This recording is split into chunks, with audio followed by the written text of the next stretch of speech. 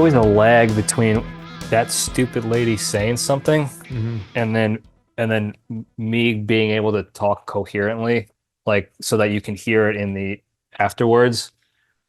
Like how long? Like I have to pick the time. And usually what I'll do is I'll wait for that to say recording in progress, and then I'll wait a few seconds, and then I'll start actually saying stuff no matter what I'm doing, because there's like some sort of weird buffer where I'll start talking and it either comes out too high volume where it blasts your ears, or it comes out choppy, and it's screwed up a couple of my leadership calls because of that. And I had to do some nifty editing, and you know how I am at editing, so it doesn't end up turning out so well sometimes. So I have to get it dialed in. I finally got another camera. Oh, okay. Nikki Sticks hooked me up and helped me out find a Canon. It's a digital camera, but it does video too, so it's good for podcasting. And I can use it as a webcam or just record on the camera, and then just do the audio on the computer. So that way it'll be. I don't know if you've been watching on YouTube at all recently. I haven't, but you'll probably see it here because of the way the software is. It just every once in a while I'll just disconnect and we'll freeze. Yeah, I've heard you say it. Yeah, it's been super annoying, and I haven't been able to figure it out.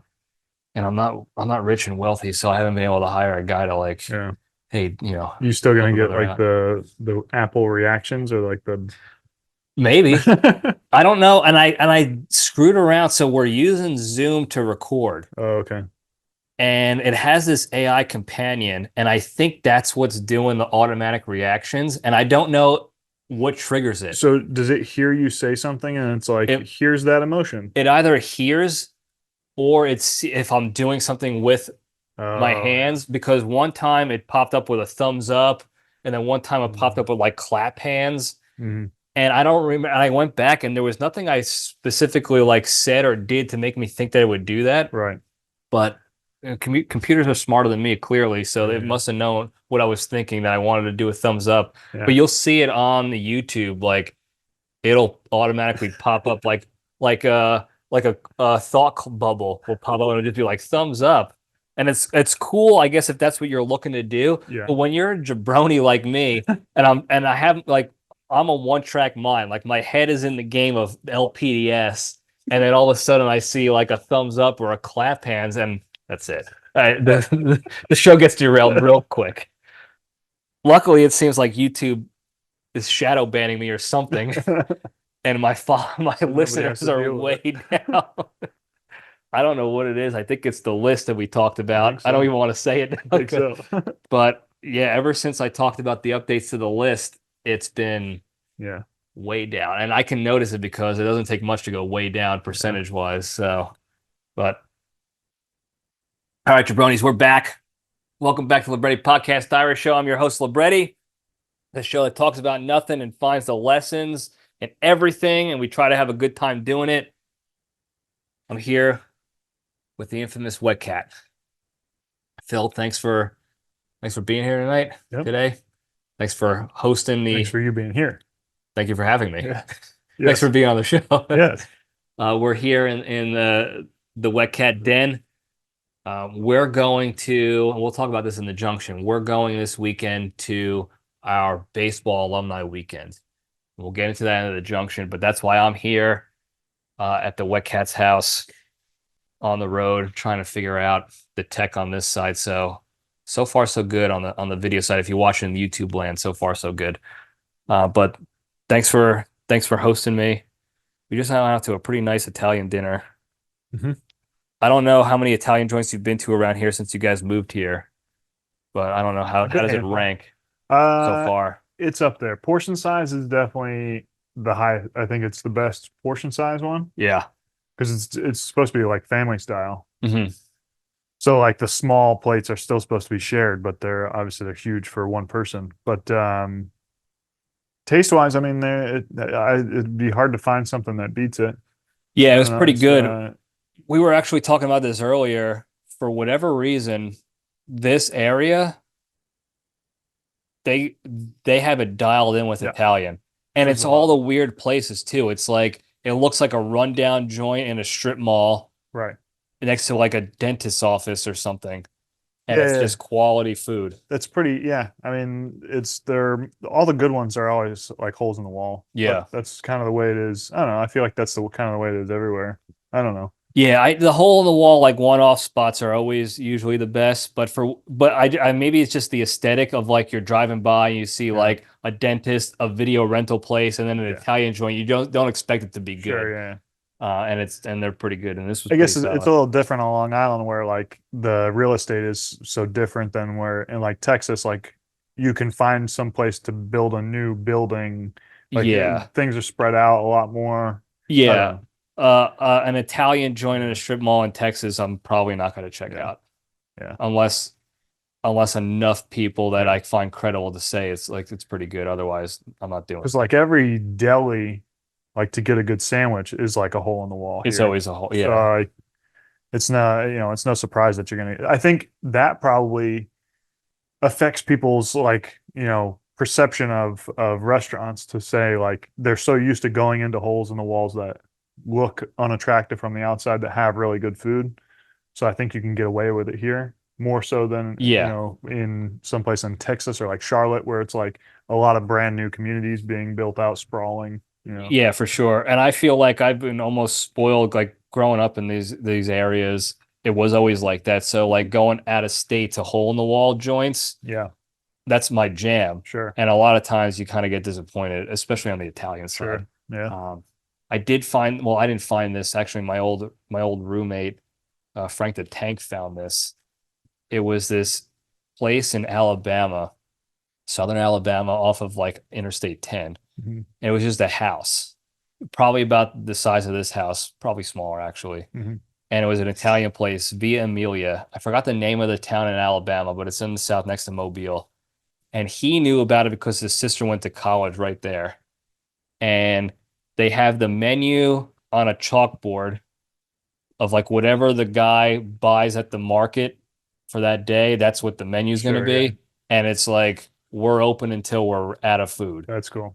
And the first time we went there, we stayed for maybe 3.5 hours, just crushing food. Nice. It was unbelievable. It was the only place outside of this area, like the Northeast in the United States, that I can be like, this is like a top 5 Italian joint for me.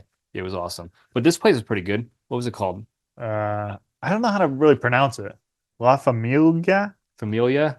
But it's got a G in it. Yeah, so just don't pronounce the G. I'm no Italian expert on the language, and you can ask Nicky Sticks that because he'll bust my balls about it all the time. But when there's a G in it, usually Italians basically pronounce every letter in the word almost all the time. Yeah, except for when there's a G. Okay, it's almost like a Y, like a ya, like a familia. Okay. And I was talking to. I forgot who I was talking to about this with the dessert side of the house too. They have the desserts. People call them shoyadels. Okay. But I believe it's spelled like, if you just phonetically pronounce it, it's like Svogliadel. And the way it is with the G and the L and stuff, it ends up being like a YA, like a Shoya. So the G is silent, so it's La Familia. Okay. But pretty good spot. Yeah. Big portions, like right up Nicky Stick Valley. The bread is good too. Bread was solid. That's probably the best bread that I've had at an Italian joint around here. Yeah, it was good to go for sure. We like Borelli's. We had Borelli's the last time you were on Long Island. I like Borelli's. It's good. Yeah. This is more of, I think it's more trying to be fancier, I guess. I don't know. Yeah, Borelli's I think had a lot of like hoagies and it has everything. Borelli's is like it's like an Italian restaurant bar, like a bar that's an Italian that's got Italians that only serves Italian. Yeah. And pizza. And they have pizza, yeah. And they don't. I didn't see pizza on the menu at this one. This looked like, I think it even said ristorante, like for restaurant. Yeah. So they were trying to go for that. Yeah. And they had tablecloths and like mature stuff on there, like adult shit. Yeah. So that was cool. But yeah. It was nice to enjoy a good Italian meal. I mean, I've been getting it with my parents, which was nice, but it's good to go to a place and get a good Italian meal. In Texas, I still have yet to find a good Italian joint. Creature told me that he found a pretty decent spot. I haven't been there yet, but he said he gave it the okay. He's not Italian. Yeah. But he knows food. But he knows food. Yeah, exactly. He could take down a meal for sure. So we have to go together when I get back down to Texas in a week here or two or whatever that's going to be. But we're here to talk about, I don't know, alumni weekend and other shenanigans we're probably going to get into. Yeah. By time you guys are listening to this, the weekend's over. We might be dead. It's going to be a full. I think it's going to be one of the biggest turnouts we've seen in our baseball alumni weekend. Apparently, yeah, we'll see. Allegedly, I'll believe it when I see it. Right, and also who knows how many people we actually know there from our crew. Yeah, I think it's going to be a lot of younger guys that. I mean, we've been gone for 12 years now, almost 13 years. Yeah, 2010 for me. So we're 2011 for years. Me. Yeah. So I mean, I knew a handful of the younger guys right after me because I was coaching, but other than that, like I haven't. You don't really keep in touch with the guys that you don't really play with. No. So I think it's going to be a lot of younger guys that we don't know. Yeah. Which was fine. It's gret. But yeah, it'll still be a fun weekend. Yeah. Before we get into that, let's get into the good stuff real quick. Get right into it and we'll step into the cage.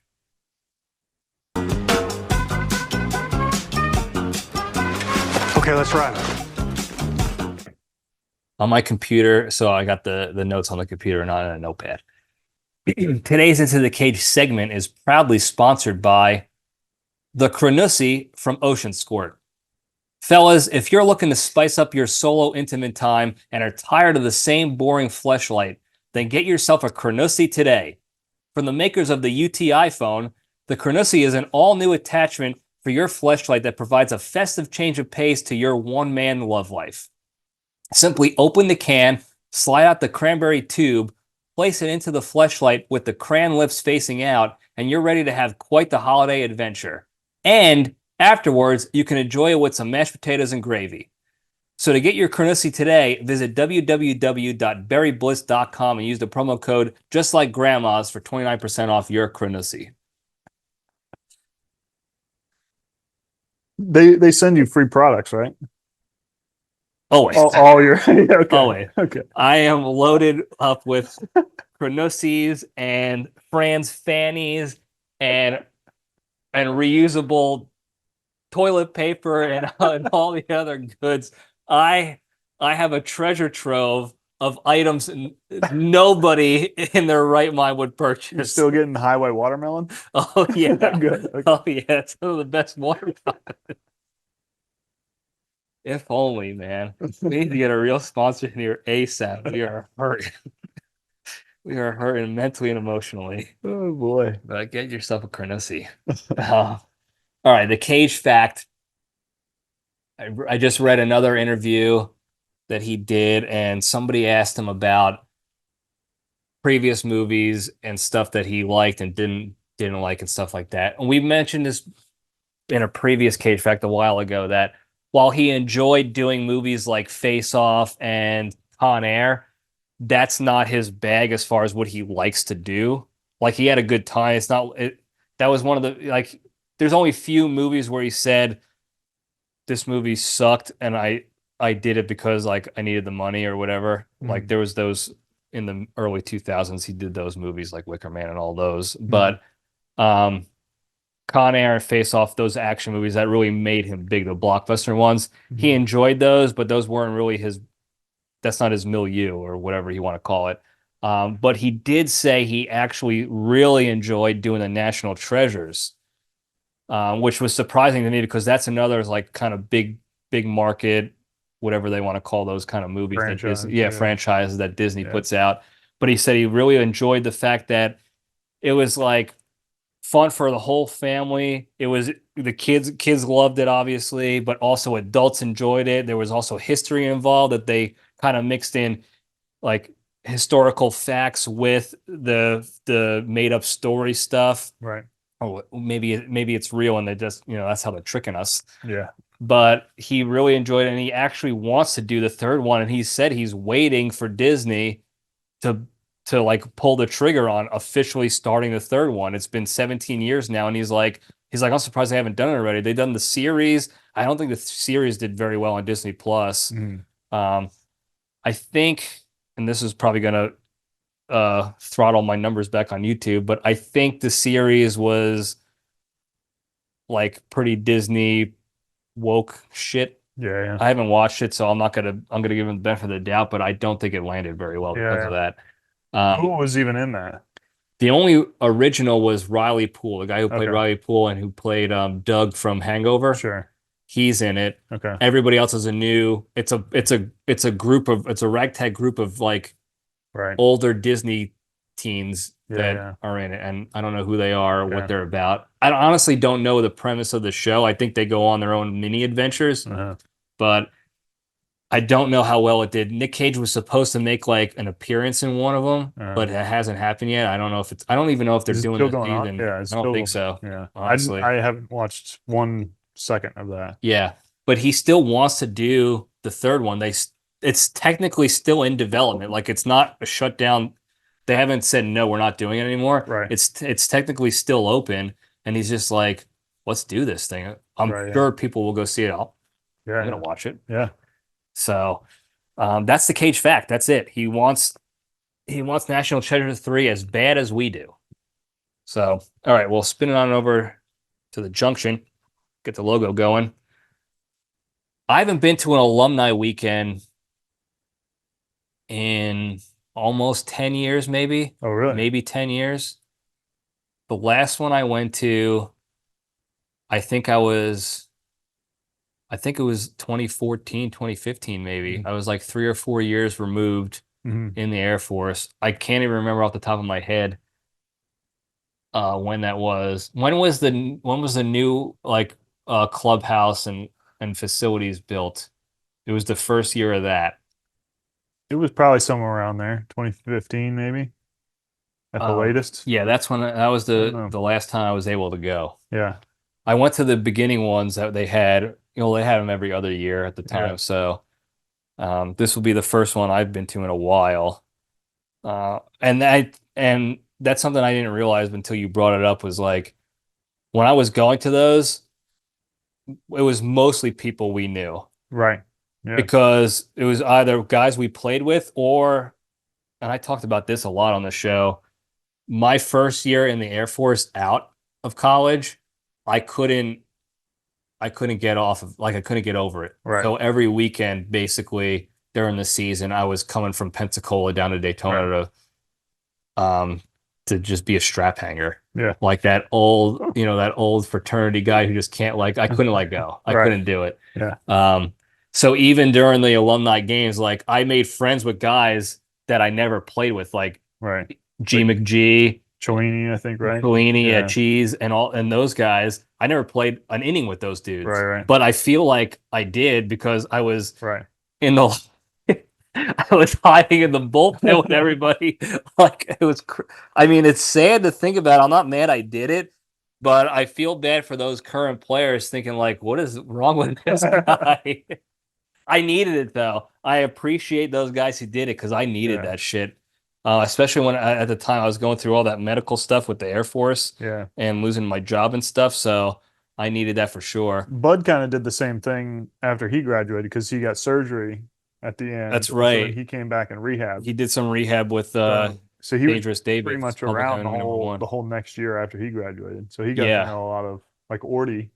He knew Orty that year because Orty didn't play the year prior. Right. In Rollins. Yeah, his first year on the team was already after Bud graduated, the Bone Crusher. Yeah. And I'm pretty sure Bud was still living in Daytona and working there, or he was in the area. I know he moved to like the Oviedo area by UCF for a while for work, but I know he was in the area for that. Yeah. Because he was doing a rehab, and he had a real adult job too. And I kind of didn't. I technically did, but I didn't because I was down in Daytona every weekend.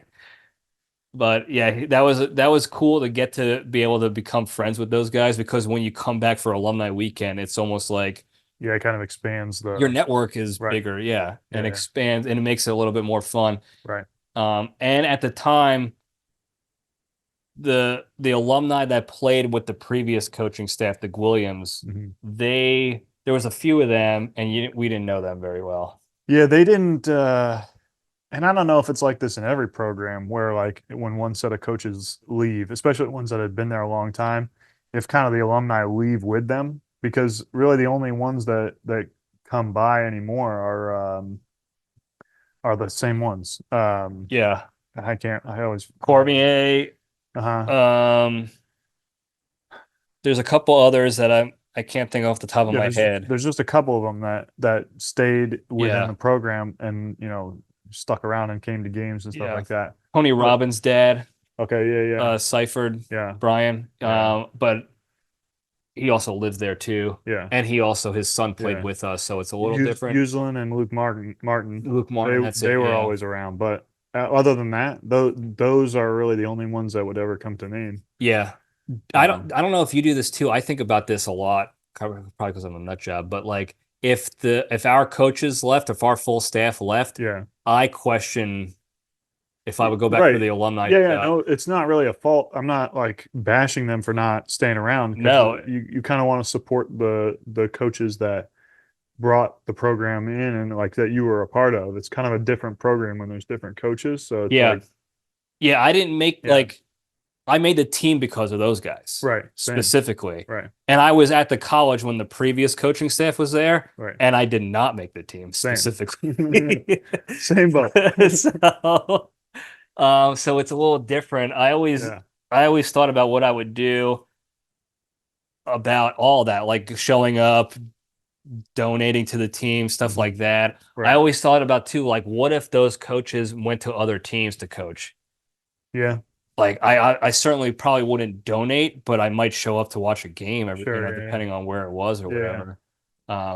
It's interesting. We've kind of been spoiled that the Stiegels have been there, and Thurno, obviously he went to Stetson for a few years and came back, but it kind of spoiled that they've been there as long as they have. Yep.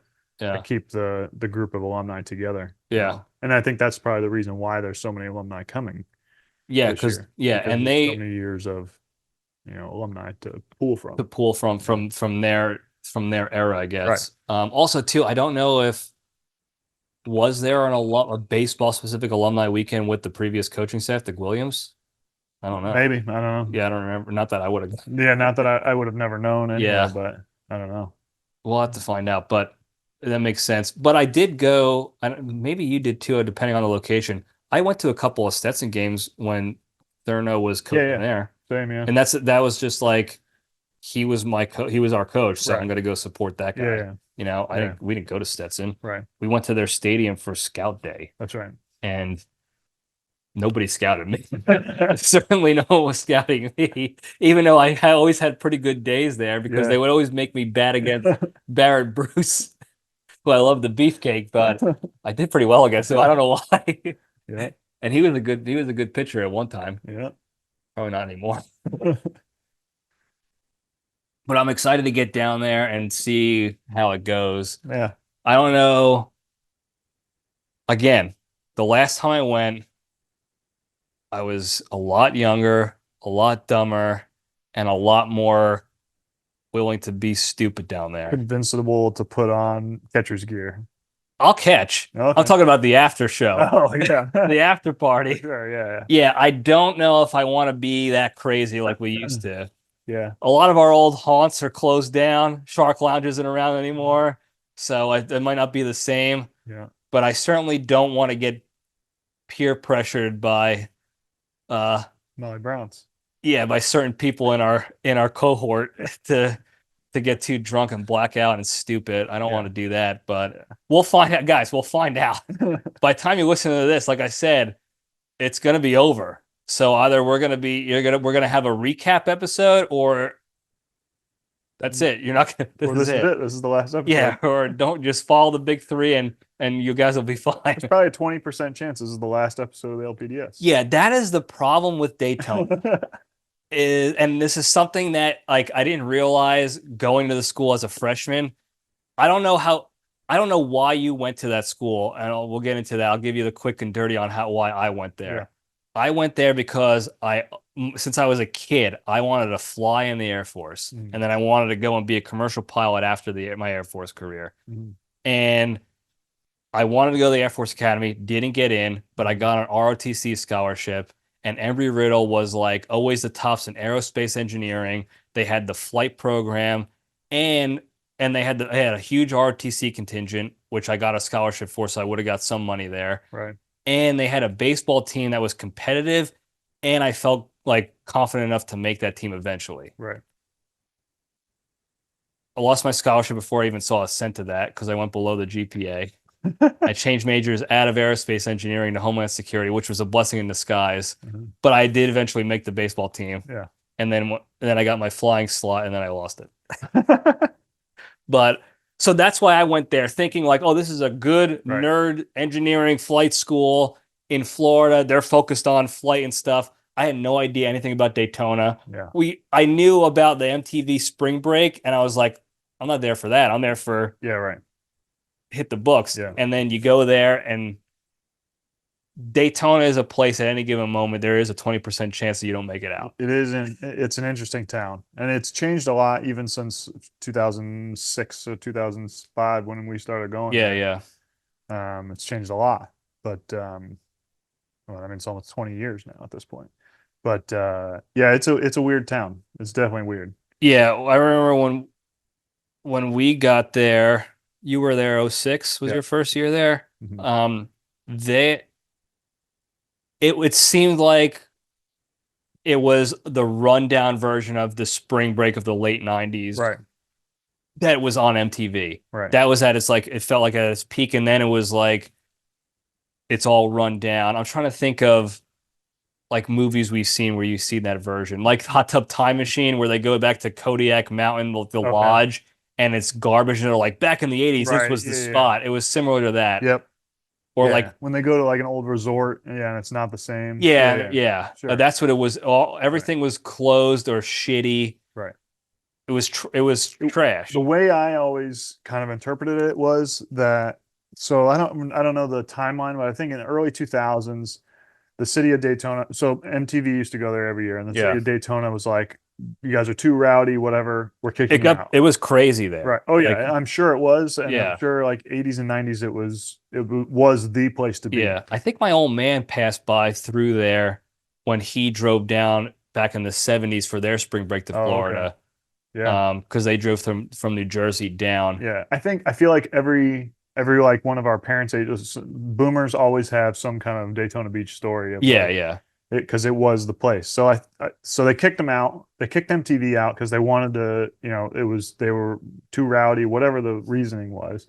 They thought they could survive on all the other weekends, events that they had regular there. Stuff. And it was just not the case. It wasn't working out. They only really had the Daytona 500 and Bike Week to survive on during that time period. Now they've made steps to increase the amount of weeks, amount of busy weeks, like events going on. National championships are always there now, and different things like that. Yep. But what it felt like was they kicked MTV out, and then because they didn't have a lot of money coming back into the town, it felt like all the degenerates that came for spring break that loved it so much stayed. And then you had a town run by the degenerates for a long time. So it was like, a lot, like the homeless population kicked up, a lot of drug use when we were there, especially in the beginning. I'm sure it's even worse now, but that's what it felt like. It felt like all the like partiers that went to spring break in the late 90s, early 80s, or late 80s, early 90s were like, this is the best thing ever. I'm going to move here. Yeah. And then they're just degenerates. They don't realize that the party is not forever. Right. Yeah. Yeah. You see that in all like resort towns or beach towns and stuff where like there's that type of person that gets hooked on that lifestyle and they think they can live it forever, so they move there and then they just become bums and they just turn the town into trash throughout the non-touristy part of the year. But that's what it was for sure. I remember my freshman year they had BCR, the reunion for the other college, one of the other colleges there. Yeah. And I'm a freshman. We're just driving. Me and my buddies are just driving around it happened to be during that week. We're driving to the beach area somewhere to go get dinner or something. Yeah. And the one street that we were on, I forgot which one it was, but it was basically like they created their own little block party. So they closed the street off themselves, not the cops. They did. Sure. And this is alumni and students of that college. And there are people like banging each other on the hoods of cars. Like, and it was not like, wait, like, let's go deep into this block party to do it. It was like, here's the cross street of people driving, families, regular school buses driving across, and then right on the other side of that street are like gang bangs going on top of cars, not in cars, on top of them. And I was a geek loser, like nerd who most of my high school time was spent studying and practicing sports and doing volunteer work. So I had a good application for the Air Force Academy, which was the only college I did not get into. So I did not expose myself to it. I didn't go clubbing with all my other Jersey Guido friends, nothing. So when I first saw that, I was like, I don't know. This is wild. This is wild. Yeah. I didn't know where I was. I felt like I was in like Biff Tannen's casino and Back to the Future 2. It was just crazy. And that was Daytona. And it was like, there was bums everywhere. It was a rundown, like, we can't survive without spring break. What are we going to do?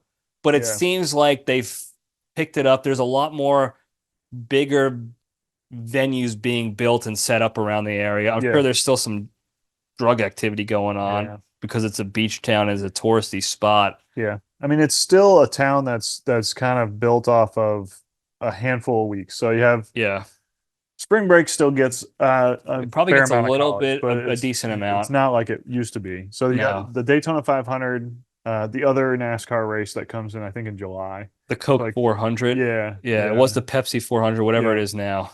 Bike Week and Biketoberfest. Yeah. Those two events, Bike Week being the bigger one. Bigger one, You've still, I think Dayton and Daytona still goes there, which That's is still a huge, thing. Huge thing. I think BCR still happens. That's still a big thing. I mean, they're a big college. They're D1 style college. So the cheerleading national cheerleading championships are always there. Yeah. I think they brought other one-off stuff back to the area because back in the day they had some like WWE events at the Ocean Center. They had WCW Bash at the Beach. If you're a wrestling fan, Bone Crusher will know this. They had Bash at the Beach there in Daytona. I have the tank. What year was that? 2090. I don't remember what year. Bone Crusher helped me on this one in the comments. A long time ago. Yeah. Okay. It was the pay-per-view event where Hogan turned to Hollywood Hogan. It was like the biggest heel turn in wrestling history.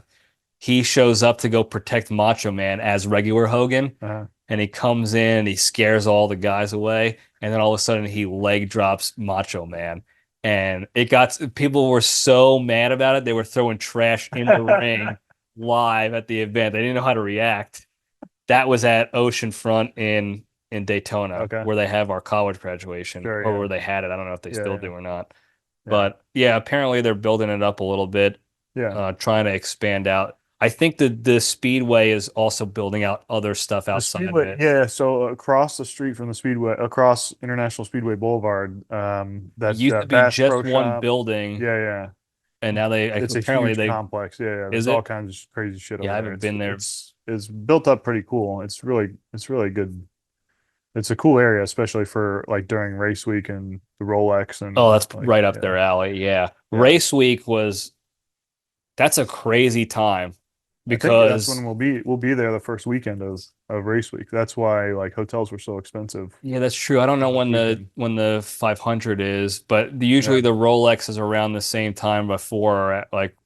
I think I don't remember, but I think it's like race week, Rolex, and then speed week, which is the they have the Gatorade NASCAR. Duels or whatever they're called now. And then the 500 will be the weekend after that. So I think that's the progression of it. Something like that. It's something like you're right. Sure. But I don't think people understand. I certainly didn't realize that like that stadium itself, just the stands on the outside around hold like 100,000 people. And that's without, remember I don't know if you remember, they had the whole backstretch of stands. They took all those down when they did the renovation for the front stretch. There used to be on the backstretch a whole thing of stands. There was, they took them all down, and now there's like RV parking for so like for Richie's. Oh, really? Okay. Yeah. But it was absolute mob scene. And if you lived across the street from International Speedway during race week, like good luck getting to class on time. Yeah. One time I left an hour early to go to class, and I lived 6 minutes from campus. Yeah. But it happened to be across the street. Yeah. I got pulled over right out of my apartment complex. I got pulled over, said I was speeding in a construction zone, even though I didn't even, like, I just pulled out. Like, I was going 6 miles an hour, 5 miles an hour. And then after I had to argue with the lady about a ticket and not giving me one, I got stuck in the traffic for an hour and a half, and I missed my ROTC class. And of course, that gave me like, oh, you clearly don't love your country if you're not going to ROTC. You know how the ROTC Nazis are. Yeah. So an hour and a half to go, which I could have walked in 22 minutes, 23 minutes. Sure, yeah. But I was in uniform. I wasn't going to walk. I was a lazy college kid. Yeah. But race week gets mobbed up for sure. Yeah. And I guess I have to imagine they're making some serious cash in that town for that. Yeah, I mean, like I said, that's kind of how they survive. That's crazy to me that like on 8 weeks out of the year, really. Yeah, I think because my mindset is like we get regular paychecks for our jobs, Right. you know, just the idea of like, yeah, I just need to, I make my nut off of 4 weekends a year or whatever. And if you think about like all the bars and stuff like that that hire seasonally just for those seasons, because like you can't pay employees to sit around and do nothing, 3/4 of the year. Right. And then during the height of it, Yeah. So I feel like there's a lot of jobs that that are really seasonal there. I don't know if people come down for the season to work. I don't know. Some do. I know, depending on, like, they probably do for Bike Week, because I know they do that for the Sturgis Bike Rally in South Dakota, which is like a giant bike rally. Yeah. And we used to go there because I lived 20 minutes from there. Yeah. So we used to ride our motorcycles up to there. And they have seasonal people come from all over the country to run, especially if you're like a bottle service type girl, or if you're one of those types, like a good looking girl who works in that industry of entertainment. A lot of those women bounce around the country during those big weeks. Yeah, that's true. And they're sort of like traveling nurses, except traveling bartenders. Sure. Yeah. And they come up for that. And I've fallen in love with probably like 3 or 4 of them that don't live in South Dakota at all. And I never saw them again. Yeah. But yeah, they rock my world. So I bet you they do that for Bike Week, even probably Race Week too. Yeah. I know my aviation fraternity I was in, we would volunteer for the races. Like our payment was a couple bucks that went to our fraternity in general. Right. And they would get our entire 20, 30, 40 of us or whatever to go work stuff at the booths or parking or whatever at the races. The baseball team, we got free. We did ticketing. I don't know. I think we only did it 1 year. The athletic department in general would do like ticketing, where you would take people's tickets and scan them or whatever, and then they would give you a free ticket to go into the race. Yeah. I think I only remember doing that 1 year. I don't know if it's just because that's the only year I volunteered, but maybe, yeah. We did stuff like that. They get a lot of volunteers like that. Yeah, I mean, our fraternity did that for other events too, like air shows and stuff. Oh, okay. And it's cheap labor. Right. And it's all above board too, because we're volunteering and because it's good for, it's good exposure for college kids. So they probably reach out to colleges in the area, like, hey, you guys want like resume bullets? Right. Come work this event, and then you can go, get all the free Skull tobacco at the tents afterwards. That's I know when I worked at the Rock and Ranch. Oh yeah, I forgot about that. I forgot you worked there. I worked there for a year, and we didn't ramp up our staff. But maybe I don't know. Maybe they just worked more hours I was gonna say, during the week. did you guys just work more? I only worked on weekends anyway, Oh, so okay. we were already busy on the weekends. Um, so I didn't really see any difference, but Yeah. other than it being busier, but our staff, we didn't staff more people, I don't think. I don't know if during the week, because I couldn't imagine that a random weekday in, you know, December, they're busy. No, no. So But during those like bike week yeah, style yeah. thing, But we like were people super are busy coming all down week. for the Yeah. whole week. Yeah, yeah. They're not going back to work. Like they're not Yeah. like us going to work the next day or Right. class the next day. Yeah. So yeah, that makes sense that they Yeah. would either double up on hours or just bring in some Yeah. rando hires or Yeah. whatever. I never experienced any of the rando hires. So it must have just been people were working more hours. I don't Yeah. know, but Where was the Rockin' Ranch? it was on Nova, north of International Speedway. I'm trying to remember if I went there before. Oh, we must have. You would have known. I know I'm almost positive I've been there. I just can't I put it in I my never head. went after I worked, and I worked there freshman year Uh, in 2006, 2007. So um I know we didn't go as like a group, no, but no, not with the it's still team. there. I've driven past it. Nice. I don't know how, I was but considering bringing my Eagle card, my student ID I have with mine. me. Always have mine. I didn't bring it with me from Texas, but I was gonna try to see if Razzles would still take it. Mhm. But I also didn't want to take the chance that they took the ID from me because I like that ID because that's the last picture I have with I hair. gotta take it. It's like this is a fake college ID. Oh yeah, they take it Confiscating this. because it's probably that same guy that works there. Yeah, yeah, yeah. I forgot what his name was or whatever. He looked like Chandler Bing's boss in Friends. That's who he reminded me of. And he was always there. And I think because he was there so long, he just thought he owned the place. Yeah. And it was awesome just being able to fucking slap that ID in his face and be like, "We're in for I know free, for a big fact guy." Ocean Deck still takes my old ass ID That's awesome. because I still use it. I still carry it around. So That's just for that reason. That's amazing. Yeah. The Otherwise, only pay problem, $2 cover. yeah, the only thing for mine is I have hair. And it's a wildly different ID, and it Oh, it's way also different. Yeah, yeah. They have yeah, like full like hologram, like actual official looking like IDs now. the real ID Yeah. almost. And Yeah, this is like this is literally printed out of a printer yeah. I behind the watched a laminated. kid print it for me. Yeah, right. Yeah, I could have done it myself. Yeah. Amazing. Damn, I should have brought it. Damn Yeah. it. They're Yeah. not gonna steal my ID. Such a stupid thing to worry about. Should have brought it. We're still gonna probably try to go, I'm Yeah. sure. Yeah. But yeah, Molly Brown's. There was a time. Was it Molly Brown's? What were the other special interest establishments on that block? Uh, It was next to that, Biggins was down the street. not Biggins. It Uh, was across the street from Aqua Lounge and Yeah, Aqua. that other cowboy Yep. I know bar that exactly. I forgot the name of that cowboy next to the bar. hookah lounge, Yeah, across from the hookah lounge. not Cupid's. Molly Brown's was on that one street that went east west, Yeah, yeah. and this was the cross street. Uh, Lollipops. well, that's it. Yep, that's it. One time, it might have actually been my 21st birthday. Mhm. So my on my 21st birthday, I think it was like a school night. And again, big geek, big loser. I was not planning on going out. And the Weasel, Matt Steele, and his two roommates, Mhm. Danny and Scotty, Mhm. are in Danny's Ford Explorer, the Exploder or whatever. Mhm. And they just pull up to my townhouse. I don't even know how they got my address.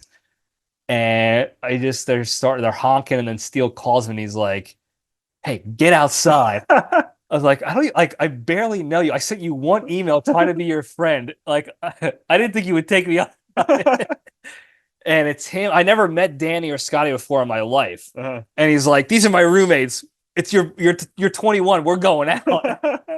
And we go out to that cowboy bar. Uh-huh. I think this was the same night. I could be mixing up nights or whatever. Uh-huh. We go out to the cowboy bar. We have a good time. We get pretty drunk there. Are you talking about the Cowboys on Beach Street? I don't remember that. No, not on Beach Street. It wasn't called Cowboys. It was a Texas cowboy style bar. I know what you're talking about. It was across the street Yep. from Lollipops on that street, Yeah. that north-south street. I don't even Yeah, remember yeah. the name of the street. I forget the I don't name. even I don't think it was open too long, but it Okay. was not Cowboys on Beach Street. Okay. We have other stories from there. Yeah. The DBD crying. We'll get into that. So we go to this cowboy bar. We're learning line dancing. I think Kyle Albright showed up for the birthday festivities, and then we cross the street over to Lollipops, to the special interest establishment, and our best pitcher, probably like a top 5 pitcher in the entire NAIA that year, Jordan Roberts, is there by him. Like, he's the only one we know there. It's him, and then strippers that he knows that are hanging out with him there by himself. Like, he's posted up in what I can only assume was his reserve seat on a Tuesday. We weren't there. Like, they didn't say, hey, we're gonna go see, like, J-Rob is over here at this strip joint. They're like, hey, it's your birthday. There's boobs over there. Let's go look at them.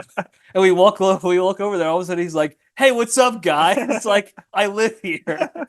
It was awesome. And that was the downfall for me, because I think that was the first special interest establishment I went to. And the LPDS community knows my track record on sucked me right in for a long time. I have since grown out of that phase, I think, for a little bit. I still don't have any judgment against them. I'm not like, I'm too good for this, I'm too mature and old for this. Like, I'll still go. There's a couple of apparently good ones in Houston that have legitimate food there. So I would definitely go for that. And I also have a friend who's a part-time bouncer at one of them. So me and the creature are going to try to go there. I keep stalling on him. Yeah. But I'm not the same. I'm not hooked on it like I used to be. And I know Tony Sacco is listening to this. He's probably going to tell my parents that I used to go to strip joints and do other stuff at those places. But that was the first one. And in fact, it was probably only the second time I saw, like, boobs in real life. Because I had a girlfriend before that, and we did boobs, like, we saw boob stuff. Thing. Yeah. You did the boob thing. Yeah, the boob thing. And then, but after that was like the first time after. Like, that's how green behind, like, that's how wet behind the ears I was. I was a loser. And I know there's always those people that, like, their parents are like, oh yeah, my son was such a good boy, he didn't do anything. In reality, you know, they're gang banging and doing shit. I was a loser until then, and then I was probably still a loser. And then you got your punch card at the Shark Lounge. Yeah. Did they have punch cards? I would have got one. Were you there with us that one? No, I never went in there. You're lucky. I heard all the stories. I know enough about it. I feel like I've been there.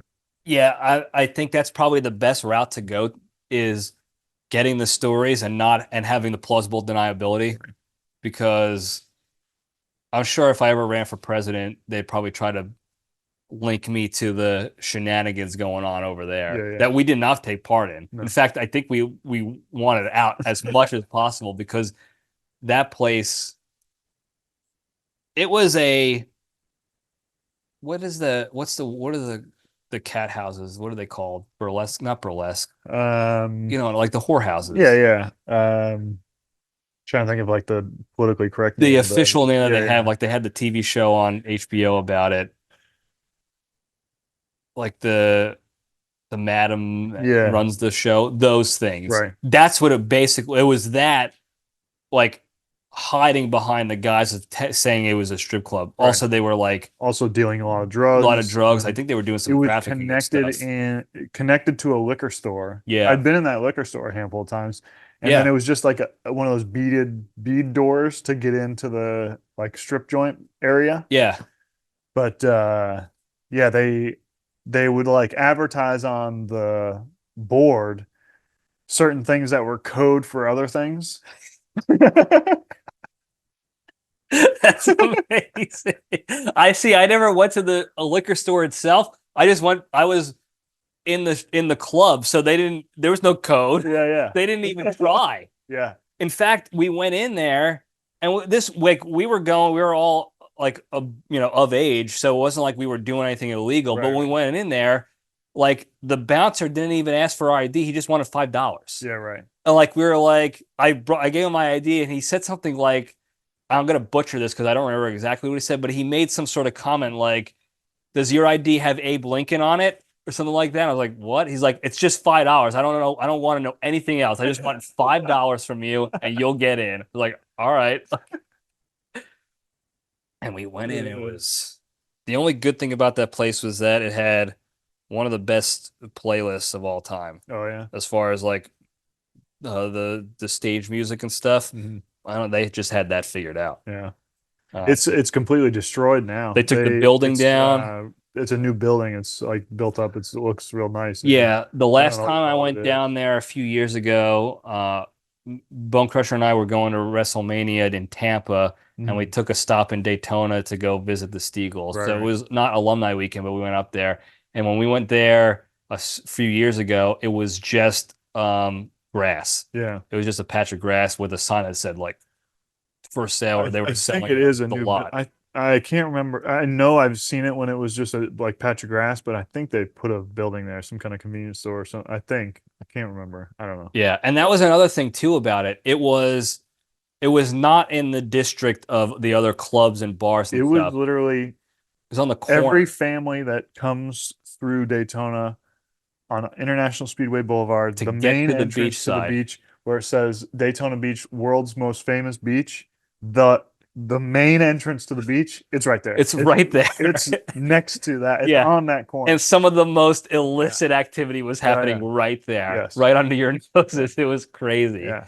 Yeah, there was a huge FBI sting. They arrested like 40 people out of there. Yeah. And it was so bad. All kinds of charges. Yeah. Yeah, I don't know what. I know there was drugs and trafficking and prostitution, and I think that was involved with human trafficking too, not child trafficking, but like it was it was bad news, and it was right there, right under our noses, and and then there was the one guy that we saw. He was like doing finger stuff to a lady in the back. Dude, wild, absolutely wild. Sorry, Darren's family show. The play and the fact that it just, if you looked real quick, it looked like one of those, the way the logo was, it looked like one of those like beach t-shirt stores. Sure. Yeah. Like those souvenir type of stores. And it was anything but. Yeah. I mean, you got souvenirs, I guess, but not the ones that not the ones you want to bring home with you. The ones you got to go to a doctor for. So, needless to say, I'm excited to get back there. Yes. I don't want to get too crazy because I want to consciously enjoy the time. Yeah. But I'm excited to get back there for sure.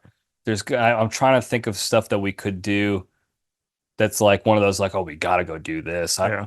Even if it's just to walk in and out, just to say like, yeah, we still got it. You know, I can still get into Razzles for free.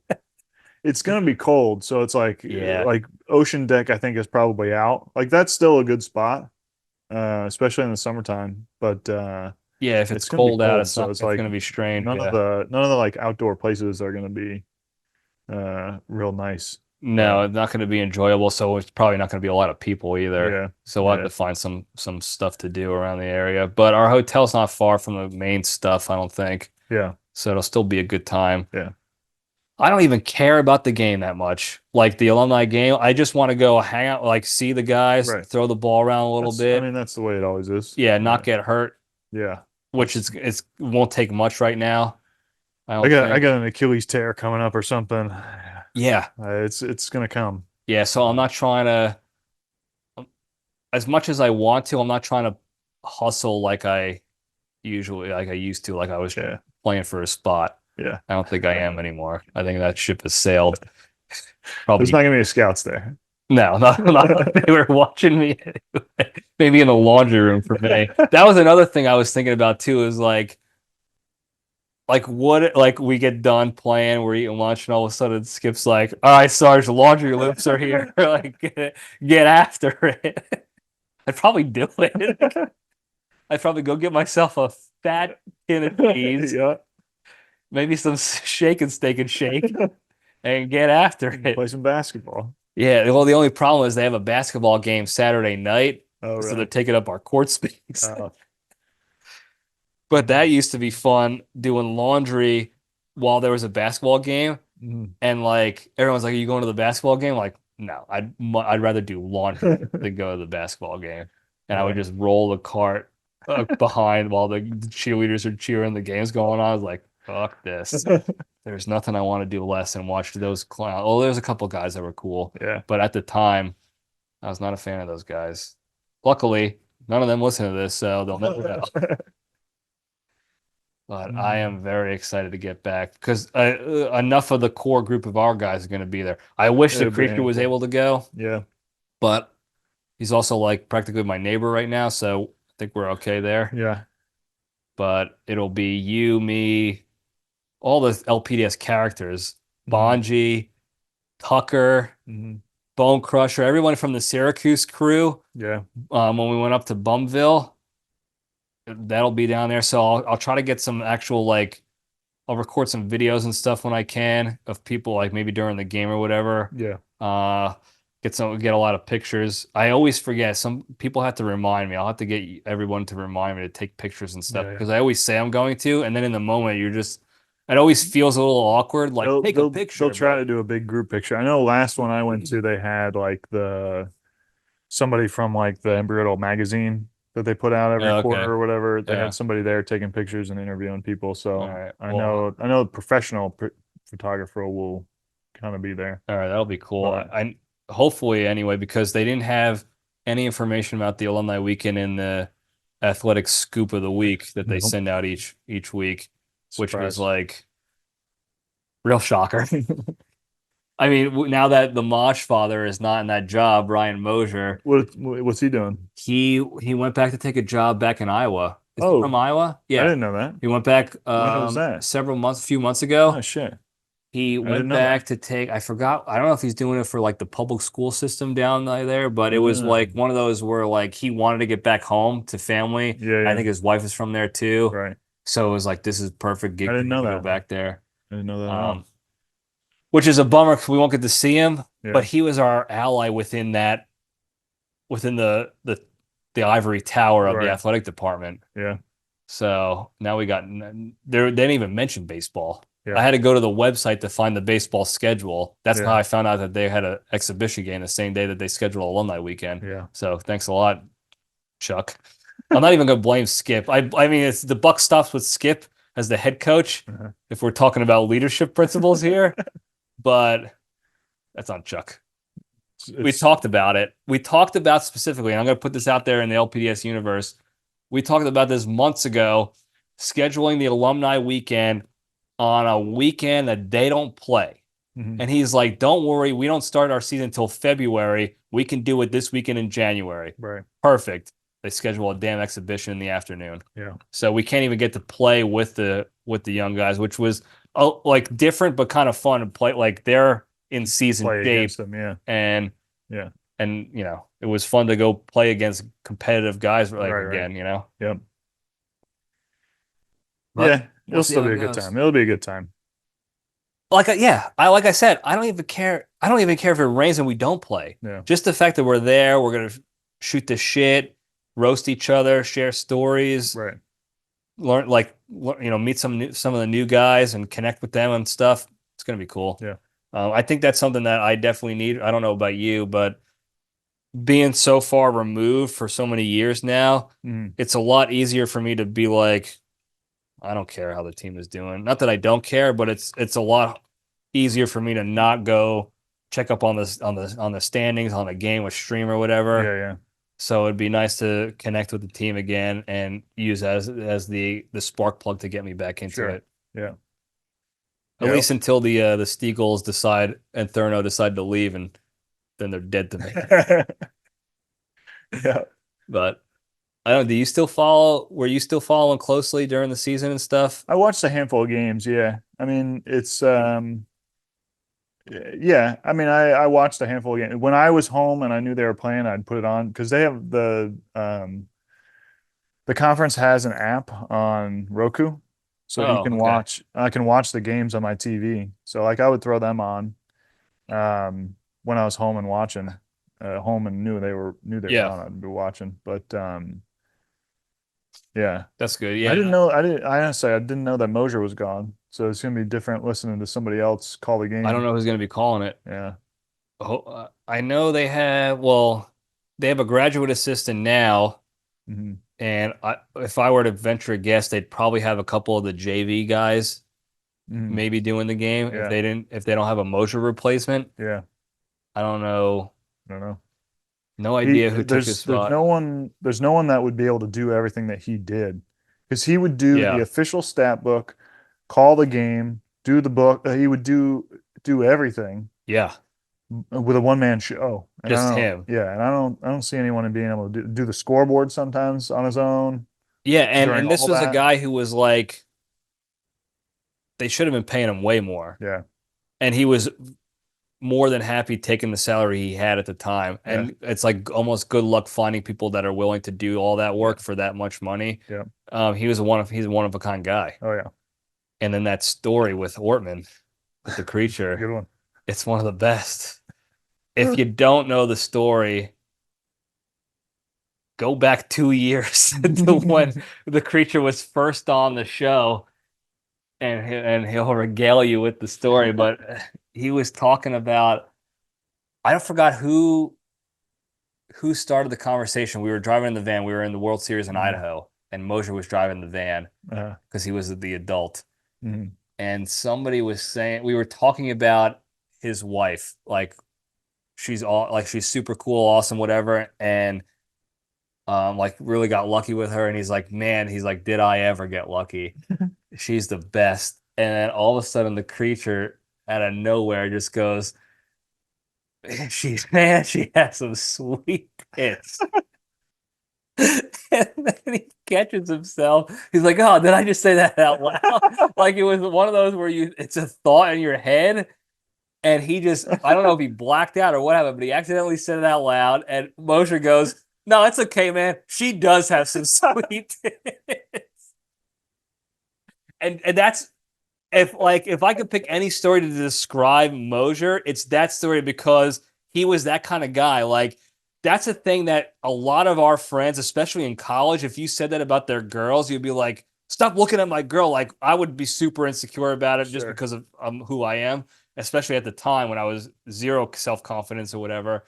And he was just like, took it in stride. And he's like, you're right, man. I scored big time with those fat titties. like he was all on board. He knew exactly what was going on, that this was a horny college kid who accidentally said an inside thought out loud, and he's just going to roll with it. And that was Mosier. He was just Mosier's that kind of guy. Yeah. I roomed with Mosier a couple times when I was coaching. Yeah. Because they kind of bunk you together and stuff like that. And he's a good dude. I never have anything negative to say about Mosier. He was the best. Yeah. I don't know how they're going to replace him. No, I don't know what I don't know what they've done, because he's been gone for a couple months now. I think he announced it right at the end of the season. I don't remember exactly when he announced it. It was a little while ago, and it still was a shock. I was like, dude, you're all we got. Like, yeah, right. Because everybody else left that we knew outside of the baseball team directly, like Matt Conyers and the training staff, right? All those guys. Mosier was he was the guy. Yeah, we can ask him any question about the athletic department or baseball or whatever. Like, we can find out, hey, what's going on with alumni weekend? And he'd be like, this is what's actually happening. Right. All this stuff. So, and he was behind closed doors, he was always a good dude. He never talked shit about anybody. If he was talking shit, it was always a joke that he was talking about, like, in front of that person as a joke. Like, he was never bad-mouthing or gossiping or anything like that. Yeah. Like, even when you got him one-on-one, it's like, oh, what do you really think of this guy? And he's like, they're great. Like, nothing ever. He was always a fucking straight shooter and a good dude. Oh, yeah. And to be able to take that fucking hit from the creature and from all of us, honestly, because we were all thinking it, and he knew it, because the way we were complimenting his wife, it was like, I imagine it was like people who are high or super drunk and pretending to be normal. They think inside, they're like, I'm acting normal. It's Yeah, okay. I'm right. acting normal. Everybody on the outside knows like this guy is fucking high. Yeah. Like we all thought like, yeah, we're just being nice and complimentary. And he was probably like, these guys totally want to bang my wife.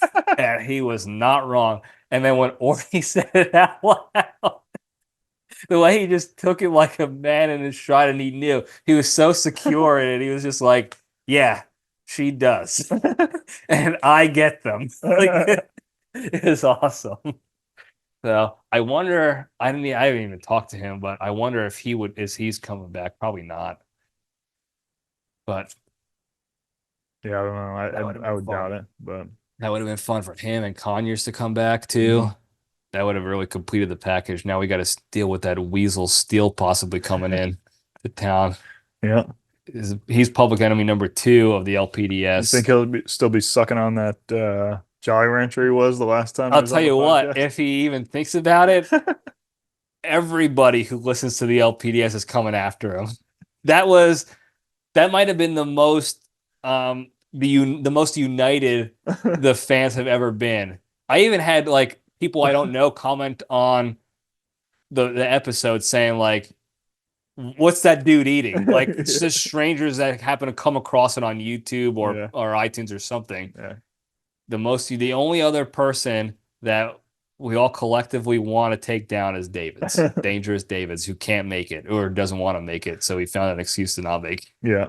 And I always call him out for that. It's like, I don't know, bro. I don't know if I could take off and this and that. And it's like, I know the game. I talk to the people in that world to know the game. Mm-hmm.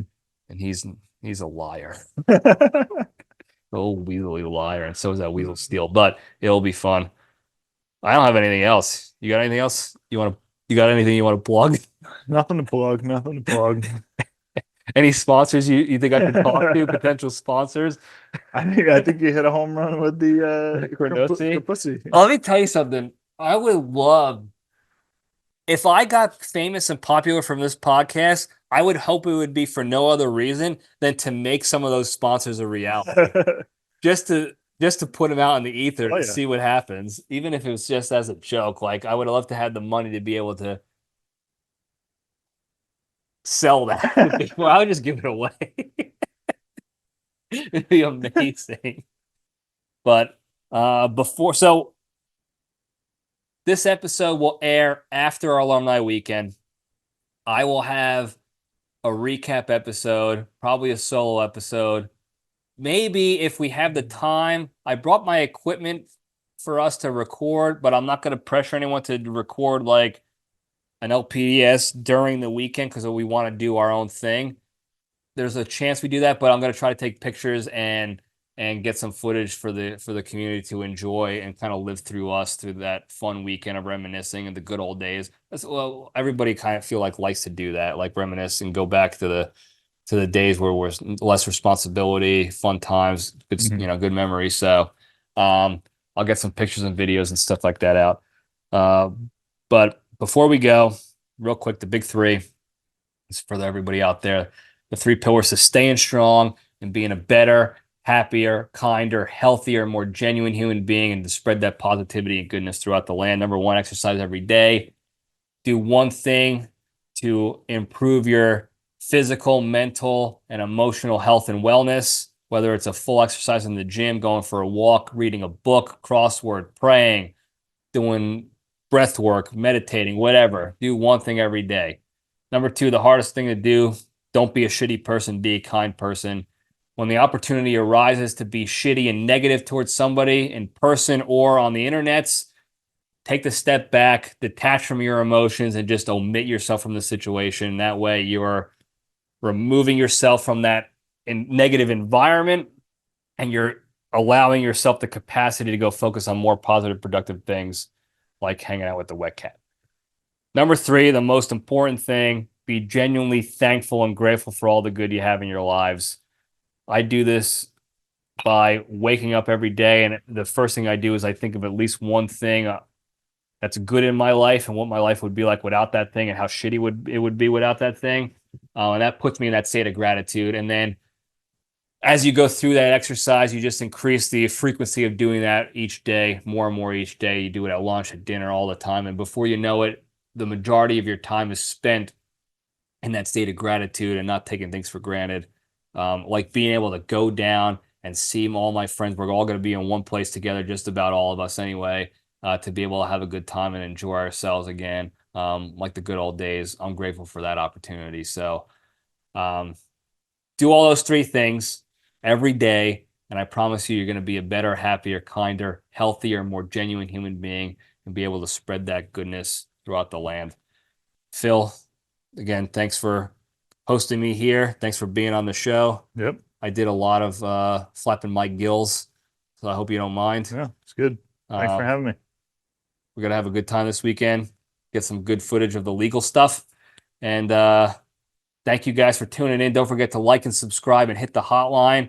Tony Sacco came in big with a great hotline call the last episode. So call in, try to up Tony Sacco, one up him, 202-670-1114. That is 202-670-1114. Put it in your phones or something. I get people who listen to the show on a regular basis asking me what the hotline is because they forgot it. Just put it in your phone. I don't forget it, so I can pass the word on to you guys all the time every week and when I see you in person, but put it in your phones. Troll me when you're drunk. Send it to dates you don't like as your rejection phone number. Whatever it is, spread the good word, get the hotline going so that we can play these calls on the air and get some good fun out of it. So do that, 202-670-1114. Thank you guys again. I love you all. Stay strong.